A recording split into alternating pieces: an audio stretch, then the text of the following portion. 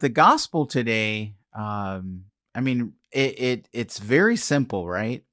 It's you shall love the Lord your God with all your heart, with all your soul, with all your mind, with all your strength. You shall love your neighbor as yourself, right? That makes up the 10 commandments. For crying out loud, it makes up the whole foundation of scripture. It makes up the whole reason of creation here on earth, of God's creation here on earth. Love the Lord your God with everything you got. Love your neighbor like you love yourself. And yet, those are the two most difficult things we can do. Why is it that we continue to retain for ourselves something in our hearts, whether it be a lot or a little, and that lot or a little doesn't allow us to give our hearts entirely to God? And yet he's given us Jesus, his son, and he's given us grace to actually do that. And yet we still say, you're not good enough for me, so I'm going to love this other thing. But that's not what Jesus is asking us. He's asking us to really give our hearts over to him entirely. And then what about neighbor? Do you even like your neighbor next door?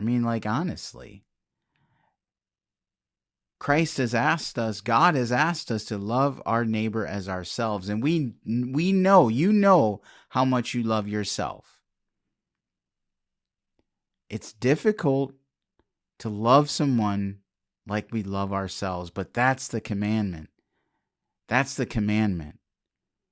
To really go outside of ourselves, outside of our own ego for the sake of the other.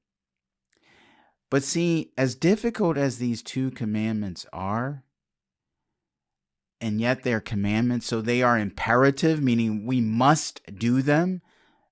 It says, you shall do this, meaning there's no option not do it. Even as difficult as these two commandments are, God gave us an example in his son Jesus, whom we can look toward or look to. But also we have the saints, the countless saints that have the same struggles as us, that have the same difficulties with neighbor as us. And yet somehow, through that free choice of grace, they said, you know what? We are going to serve God with all we got. And we're going to attempt to love our neighbor with all we got.